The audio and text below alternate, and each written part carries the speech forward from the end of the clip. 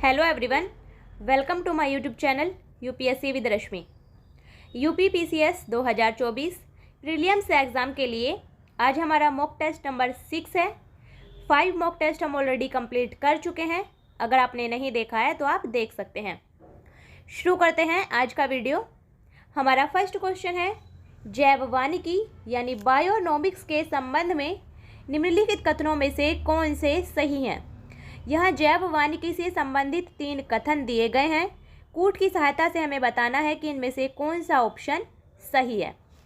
कथन नंबर 1 है, इसका शाब्दिक अर्थ है जीवन का प्रबंधन, यानी जैववानिकी का शाब्दिक अर्थ है जीवन का प्रबंधन। तो ये कथन हमारा गलत है। क्यों? क्योंकि जैववानिकी यानी बायोनोमिक्स शब्द ग्रीक भाषा के 2 शब्दों से मिलकर बना है, एक बायो और दूसरा नोमिक्स, जिसमें से बायो का मतलब होता है जीवन या जीव, जबकि नोमिक्स का मतलब होता है नियम। तो इसका शाब्दिक अर्थ होगा जीवन के नियम, ना कि जीवन का प्रबंधन। यानी जैववानिकी बायोनोमिक्स का शाब्दिक अर्थ होता है जीवन के नियम। तो इसलिए पहला कथन हमारा गलत है। कथन नंबर 2 है, यह पारिस्थितिकी का पर्याय है। तो ये कथन हमारा बिल्कुल सही है। जैववानिकी पारिस्थितिकी का सिनोनिम है। कथन नंबर 3 है, यह प्राकृतिक तंत्रों के मूल्य पर बल देता है जो मानव तंत्रों को प्रभावित करते हैं। तो ये कथन भी हमारा बिल्कुल सही है। जैववानिकी प्राकृतिक तंत्रों के मूल्यों पर बल देता है जो मानव तंत्रों को प्रभावित करते हैं। तो हमारा सही आंसर होगा कथन 2 और 3 सही हैं, यानी ऑप्शन नंबर सी हमारा सही आंसर है। नेक्स्ट क्वेश्चन देखते हैं। नेक्स्ट क्वेश्चन है, ग्रहों के बारे में निम्न में क्या सत्य है। ऑप्शन है ए, ये प्रकाशहीन होते हैं किंतु चमकते नहीं हैं। ऑप्शन बी, ये अप्रकाशवान होते हुए भी चमकते हैं। ऑप्शन सी, ये प्रकाशवान होते हैं किंतु चमकते नहीं हैं। और ऑप्शन डी, ये प्रकाशवान भी होते हैं और चमकते भी हैं। तो ग्रह, जिसे अंग्रेजी में कहते हैं प्लेनेट, ग्रह वे होते हैं, ग्रहों का अपना कोई प्रकाश नहीं होता है, यानी ग्रह वे खगोलीय पिंड हैं जिनका अपना कोई प्रकाश नहीं होता है और वे तारों के प्रकाश से प्रकाशित होते हैं। तो इसका सही आंसर होगा ऑप्शन नंबर बी, ग्रह अप्रकाशवान होते हुए भी चमकते हैं, यानी इनका अपना कोई प्रकाश नहीं होता है लेकिन फिर भी ये चमकते हैं। क्यों? क्योंकि ग्रह तारों के प्रकाश से प्रकाशित होते हैं। इसलिए इसका सही आंसर है option number B. Next question देखते हैं। नेक्स्ट क्वेश्चन है, किस वर्ष में खाद्य मिलावट निवारण अधिनियम प्रथम बार लागू हुआ था। ऑप्शन है ए 1951 में, ऑप्शन बी 1954 में, ऑप्शन सी 1964 में और ऑप्शन डी 1956 में। इसका सही आंसर है ऑप्शन नंबर बी 1954 में। खाद्य मिलावट निवारण अधिनियम पहली बार लागू हुआ था 1954 में। नेक्स्ट क्वेश्चन है, नई जीडीपी आंकड़ों में आधार वर्ष 2004-5 के स्थान पर बदलकर कर दिया गया है। ऑप्शन है ए 2011-12, यानी 2011-2012, ऑप्शन बी 2010-11, ऑप्शन सी 2008-9 और ऑप्शन डी 2007-8। तो नई जीडीपी आंकड़ों में आधार वर्ष को 2004-5 के स्थान पर बदलकर कर दिया गया है 2011-12। तो इसका सही आंसर होगा ऑप्शन नंबर ए। नेक्स्ट क्वेश्चन है, उत्तर प्रदेश में प्रथम बायोटेक पार्क स्थापित किया गया है। ऑप्शन है ए आगरा में, ऑप्शन बी इलाहाबाद में, ऑप्शन सी लखनऊ में और ऑप्शन डी वाराणसी में। इसका सही answer option number C Lucknow में। उत्तर प्रदेश में प्रथम बायोटेक्नोलॉजी पार्क लखनऊ में स्थापित किया गया है। नेक्स्ट क्वेश्चन है, सूर्य के निकटतम ग्रह है। ऑप्शन है ए बुध, ऑप्शन बी पृथ्वी, ऑप्शन सी शुक्र और ऑप्शन डी प्लूटो। इसका सही आंसर है ऑप्शन नंबर ए बुध। सूर्य के जो सबसे निकटतम ग्रह है वो है बुध।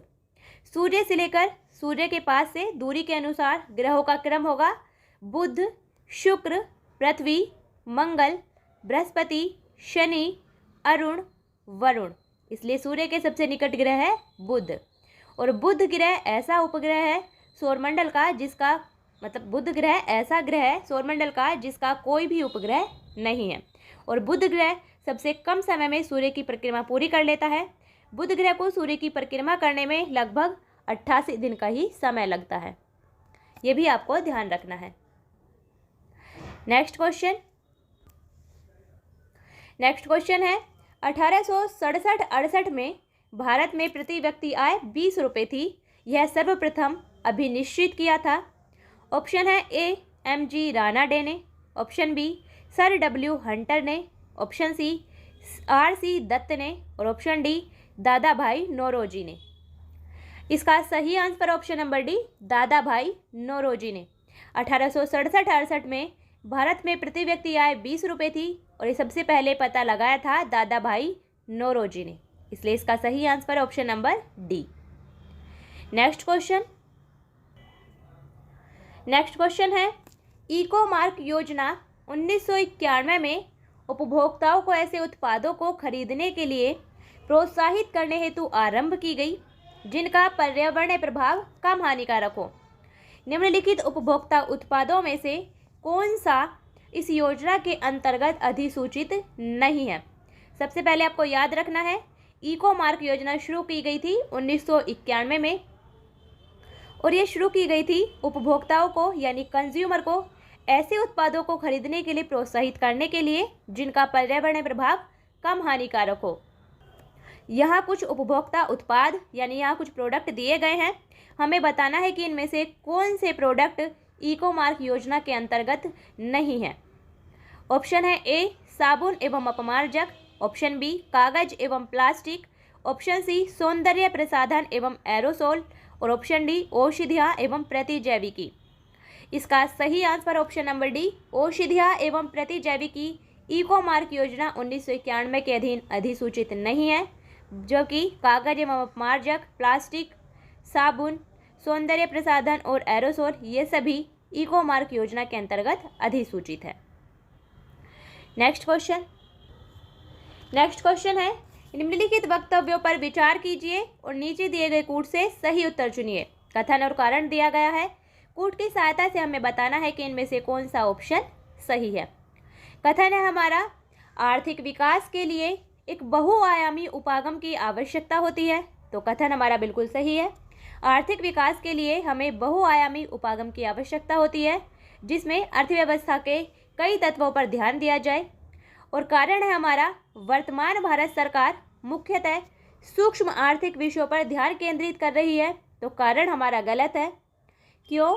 क्योंकि वर्तमान भारत सरकार सूक्ष्म आर्थिक विषयों के साथ साथ वृहद आर्थिक विषयों पर भी ध्यान केंद्रित कर रही है, इसलिए हमारा सही आंसर होगा कथन सही है और कारण गलत है, यानी ऑप्शन नंबर सी हमारा सही आंसर है। ए सही है किंतु आर गलत है। नेक्स्ट क्वेश्चन देखते हैं। नेक्स्ट क्वेश्चन है हमारा भारतीय संसद की लोक लेखा समिति के अध्यक्ष को कौन मनोनीत करता है? ऑप्शन है ए लोकसभा का अध्यक्ष, ऑप्शन बी प्रधानमंत्री, ऑप्शन सी राष्ट्रपति और ऑप्शन डी राज्यसभा के सभापति। इसका सही आंसर है ऑप्शन नंबर ए लोकसभा का अध्यक्ष। जो भारतीय संसद की लोक लेखा समिति होती है उसके अध्यक्ष को मनोनीत करते हैं लोकसभा के अध्यक्ष, इसलिए इसका सही आंसर है ऑप्शन नंबर ए। लोक लेखा समिति में कुल 15 सदस्य होते हैं,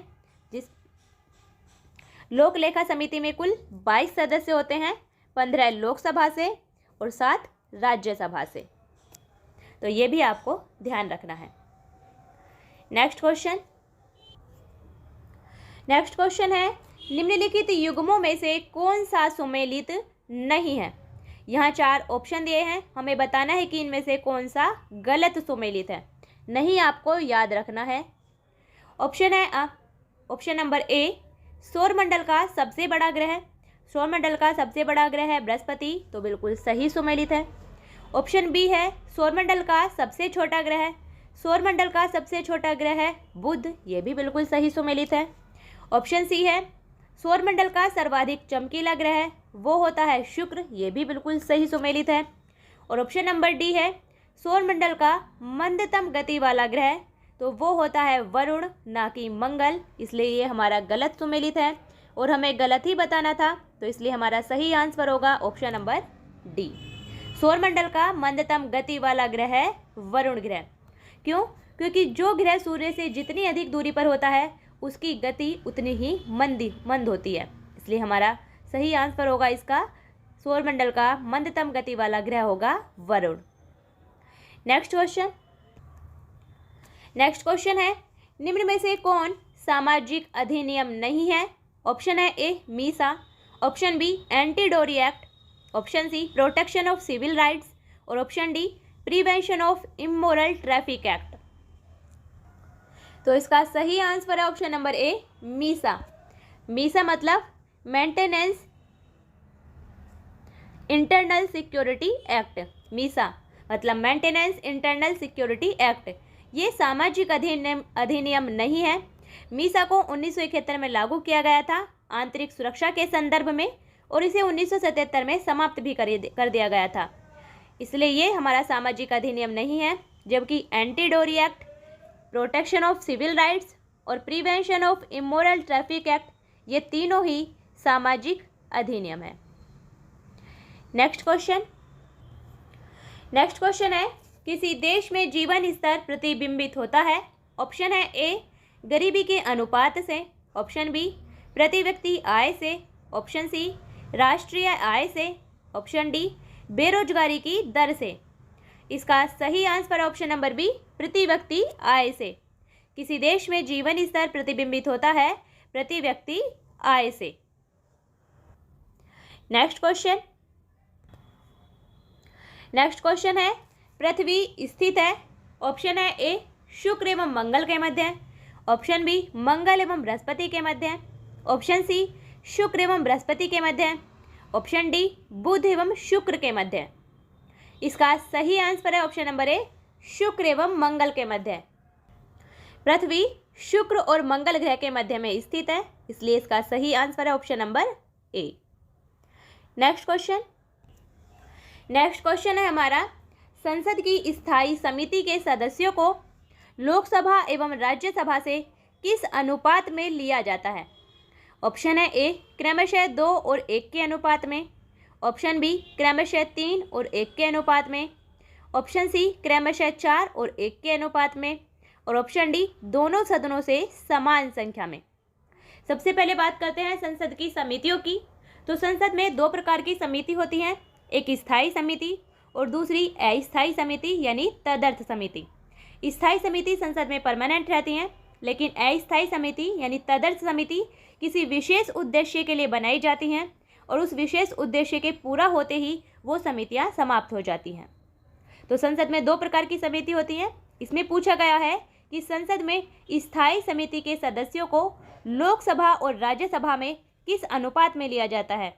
तो संसद की प्राक्कलन समिति को छोड़कर, संसद की जो स्थायी प्राक्कलन समिति है उसे छोड़कर बाकी लगभग सभी स्थायी समितियों में लोकसभा और राज्यसभा से सदस्य लिए जाते हैं 2 और 1 के अनुपात में। तो इसका सही आंसर होगा ऑप्शन नंबर ए। संसद की स्थायी समिति के सदस्यों को लोकसभा और राज्यसभा से क्रमशः 2 और 1 के अनुपात में लिया जाता है। जैसे संसद की एक स्थायी समिति है लोक लेखा समिति, जिसमें कुल 22 सदस्य होते हैं, उसमें से 15 लोकसभा से और 7 राज्यसभा से लिए जाते हैं। तो इसका सही आंसर है ऑप्शन नंबर ए। नेक्स्ट क्वेश्चन है हमारा, निम्न कारण से जीएनपी यानी ग्रोस नेशनल प्रोडक्ट सकल राष्ट्रीय उत्पाद में श्रम की भागीदारी कम है। क्या कारण है कि जीएनपी में श्रम की भागीदारी कम है? ऑप्शन है हमारा ए मजदूरी की तुलना में कीमतें कम है, ऑप्शन बी कीमत की तुलना में लाभ कम है, ऑप्शन सी लाभ की तुलना में कीमतें कम है, और ऑप्शन डी कीमतों की तुलना में मजदूरी कम है। इसका सही आंसर ऑप्शन नंबर डी कीमतों की तुलना में मजदूरी कम है, इसलिए जीएनपी यानी सकल राष्ट्रीय उत्पाद में श्रम की भागीदारी कम है। नेक्स्ट क्वेश्चन है हमारा, सूची 1 को सूची 2 से मिलाना है। ए है हमारा ग्रह, तो इनमें से ग्रह कौन सा है? ग्रह है हमारा यूरेनस यानी अरुण, तो ए का है हमारा 2, ग्रह है हमारा यूरेनस। बी है हमारा उपग्रह, उपग्रह है इनमें से चंद्रमा, तो बी का है हमारा 1। सी है हमारा पुच्छल तारा, पुच्छल तारा है हैली, हैली एक पुच्छल तारा है, तो सी का है हमारा 4। और डी है हमारा कृत्रिम उपग्रह, कृत्रिम उपग्रह है इनमें से मैराइनर, तो डी का है हमारा 3। हमारा सही आंसर है 2, 1, 4, 3, यानी ऑप्शन नंबर ए हमारा सही आंसर है। ग्रह है इनमें से यूरेनस यानी अरुण, उपग्रह है चंद्रमा, पुच्छल तारा है हैली और कृत्रिम उपग्रह है मैराइनर। नेक्स्ट क्वेश्चन है हिंदू वृद्धि दर किस वृद्धि दर से संबंधित है? ऑप्शन है ए प्रति व्यक्ति आय, ऑप्शन बी राष्ट्रीय आय, ऑप्शन सी जनसंख्या और ऑप्शन डी साक्षरता। इसका सही आंसर है ऑप्शन नंबर बी राष्ट्रीय आय। जो हिंदू वृद्धि दर है वो राष्ट्रीय आय की वृद्धि दर से संबंधित है, इसलिए इसका सही आंसर है ऑप्शन नंबर बी। हिंदू वृद्धि दर को सबसे पहले इस पद का प्रयोग किया था प्रोफेसर राजकृष्ण ने 1981 में अमेरिकन इकोनॉमिक एसोसिएशन में राष्ट्रीय आय पर बोलते समय उन्होंने राष्ट्रीय आय के लिए हिंदू वृद्धि दर शब्द का प्रयोग किया था, तो ये आपको याद रखना है। नेक्स्ट क्वेश्चन है निम्नलिखित में से कौन सा एक सही है? हमें बताना है कि इन 4 ऑप्शन में से कौन सा ऑप्शन सही है। ऑप्शन ए है भारतीय संविधान में मूल अधिकारों को शामिल करने के लिए नेहरू रिपोर्ट यानी 1928, जो नेहरू रिपोर्ट 1928 में बनाई गई थी उसने समर्थन किया था। ऑप्शन बी है भारत सरकार अधिनियम 1935 ने मूल अधिकारों को प्रश्रय दिया था। ऑप्शन सी है अगस्त प्रस्ताव 1940 ने मूल अधिकार शामिल किए थे। और ऑप्शन डी है क्रिप्स मिशन 1942 ने मूल अधिकारों को प्रश्रय दिया था। इसका सही आंसर है ऑप्शन नंबर ए। इनमें से सही कथन है ऑप्शन नंबर ए। भारतीय संविधान में मूल अधिकारों को शामिल करने के लिए नेहरू रिपोर्ट 1928 ने समर्थन किया था। बाकी सभी ऑप्शन हमारे गलत हैं। नेक्स्ट क्वेश्चन है 1991 में नई आर्थिक नीति में अपनाई गई मुख्य रणनीति थी। ऑप्शन है ए उदारीकरण, ऑप्शन बी निजीकरण, ऑप्शन सी वैश्वीकरण और ऑप्शन डी उपर्युक्त सभी। इसका सही आंसर है ऑप्शन नंबर डी उपर्युक्त सभी। 1991 में जो नई आर्थिक नीति अपनाई गई थी उसमें उदारीकरण, निजीकरण और वैश्वीकरण इन तीनों को ही शामिल किया गया था, यानी LPG। तो इसका सही आंसर होगा option number D. Next question है कौन सा भारतीय वैज्ञानिक यूनेप यानी UNEP United Nation Environmental Programme द्वारा फादर ऑफ इकोनॉमिक इकोलॉजी अभिमत है? यानी इनमें से किसको UNEP के द्वारा फादर ऑफ इकोनॉमिक इकोलॉजी की उपाधि दी गई है? ऑप्शन है A BP Pal, option B Yash Pal, option C MS Swaminathan और ऑप्शन डी R मिश्रा। इसका सही आंसर है option number C MS Swaminathan. Bharat में हरित क्रांति के जन्मदाता MS स्वामीनाथन को UNEP के द्वारा फादर ऑफ इकोनॉमिक इकोलॉजी की उपाधि दी गई है, इसलिए इसका सही आंसर है option number C. Next question है भारतीय अर्थव्यवस्था के बारे में अमर्त्य सेन के सुझावों से संबंधित निम्नांकित कथनों पर विचार कीजिए। यानी यहाँ भारतीय अर्थव्यवस्था से संबंधित अमर्त्य सेन के सुझावों के से संबंधित कुछ कथन दिए गए हैं, तो हमें कूट की सहायता से बताना है इनमें से कौन से कथन अमर्त्य सेन ने सुझाए थे। जो प्रोफेसर अमर्त्य सेन है उनका संबंध कल्याणकारी अर्थशास्त्र से है, वो एक कल्याणकारी अर्थशास्त्री थे। प्रोफेसर अमर्त्य सेन ने भारतीय अर्थव्यवस्था के बारे में कुछ उपाय सुझाए थे, तो उनमें से कौन से ऑप्शन में यहाँ सही है? कथन नंबर 1 है हमारा इसे वस्तु उन्मुख होना चाहिए, तो ये बिल्कुल गलत है। ऐसा प्रोफेसर अमर्त्य सेन ने भारतीय अर्थव्यवस्था के बारे में कुछ भी सुझाव नहीं दिया था कि उसे वस्तु उन्मुख होना चाहिए। कथन नंबर 2 है इसे जन उन्मुख होना चाहिए, ये बिल्कुल सही है। कथन नंबर 3 है सबसे अधिक निर्धन व्यक्ति की आर्थिक सुरक्षा होनी चाहिए, ये भी बिल्कुल सही कथन है। और कथन नंबर 4 है विश्व अर्थव्यवस्था में इनके एकीकरण के साथ राष्ट्रीय बचाव होना चाहिए, ये भी बिल्कुल सही कथन है। प्रोफेसर अमर्त्य सेन ने भारतीय अर्थव्यवस्था के बारे में सुझाया था कि भारतीय अर्थव्यवस्था को जन उन्मुख होना चाहिए, यहाँ सबसे अधिक निर्धन व्यक्ति की आर्थिक सुरक्षा होनी चाहिए और विश्व अर्थव्यवस्था में इसके एकीकरण के साथ राष्ट्रीय बचाव भी होना चाहिए। इसलिए इसका सही आंसर है कथन 2, 3 और 4 सही है, यानी ऑप्शन नंबर बी हमारा सही आंसर है। ये तीनों ही प्रोफेसर अमर्त्य सेन के द्वारा भारतीय अर्थव्यवस्था के संबंध में सुझाव दिए गए थे। नेक्स्ट क्वेश्चन है, भारत में मिट्टी बचाओ आंदोलन कहाँ से प्रारंभ हुआ? ऑप्शन है A Thane Maharashtra, option B Mysore Karnataka, option C Darbhanga Bihar और ऑप्शन डी होशंगाबाद मध्य प्रदेश। इसका सही आंसर है option number D Hoshangabad Madhya Pradesh. Bharat में मिट्टी बचाओ आंदोलन शुरू हुआ था मध्य प्रदेश के होशंगाबाद से, तो इसलिए इसका सही आंसर है option number D. Next question है, निम्नलिखित में से कौन सी एक सबसे बड़ी संसदीय समिति है? ऑप्शन है ए लोक लेखा समिति, ऑप्शन बी प्राक्कलन समिति, ऑप्शन सी सरकारी उपक्रम समिति और ऑप्शन डी याचिका समिति यानी कमिटी ऑन पिटिशंस। इसका सही आंसर ऑप्शन नंबर बी प्राक्कलन समिति।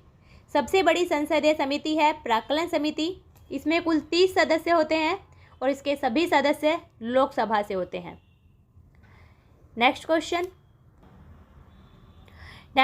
है, किसी देश की आर्थिक वृद्धि की सर्वाधिक उपयुक्त माप है?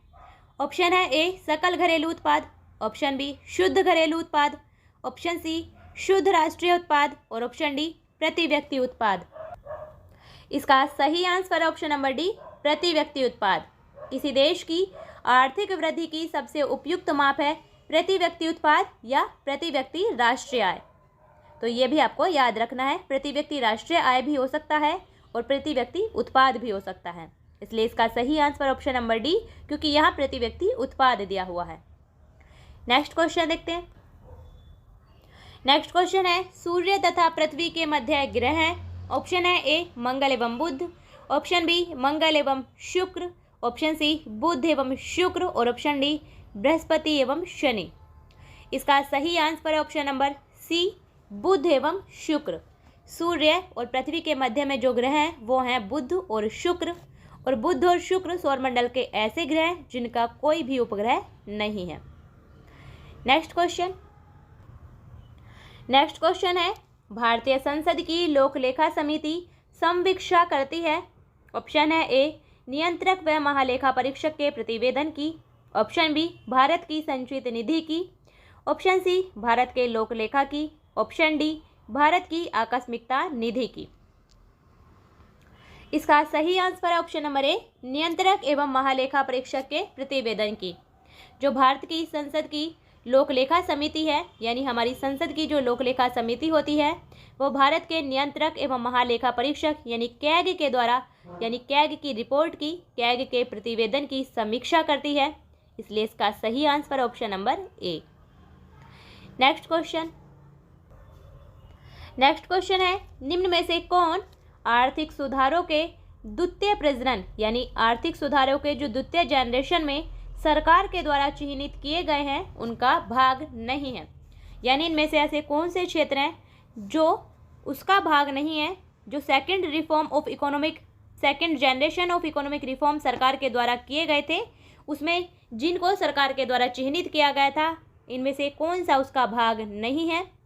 ऑप्शन है ए तेल के क्षेत्र में सुधार, ऑप्शन बी सार्वजनिक क्षेत्र में सुधार, ऑप्शन सी न्यायिक प्रणाली में सुधार और ऑप्शन डी शासकीय एवं सार्वजनिक संस्थाओं में सुधार। तो तेल के क्षेत्र में सुधार भी शामिल है, सार्वजनिक क्षेत्र में सुधार भी शामिल है और शासकीय एवं सार्वजनिक संस्थाओं में सुधार भी शामिल है, लेकिन न्यायिक प्रणाली में सुधार ये second generation of economic reform में चिन्हित नहीं किया गया है। इसलिए इसका सही आंसर है ऑप्शन नंबर सी। इसे आर्थिक सुधारों के द्वितीय प्रजनन में सरकार के द्वारा चिन्हित नहीं किया गया है।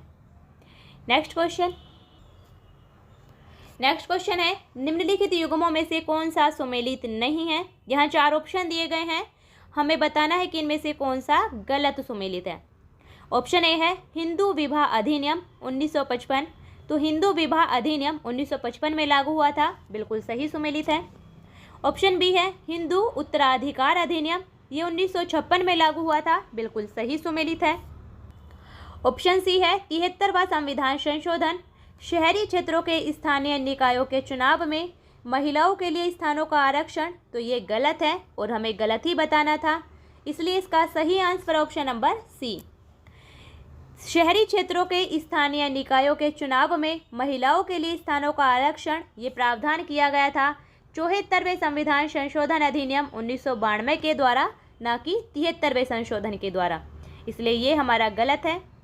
और ऑप्शन नंबर डी है हमारा सती निरोध अधिनियम। सती निरोध अधिनियम 1987 में लागू किया गया था, ये भी बिल्कुल सही सुमेलित है।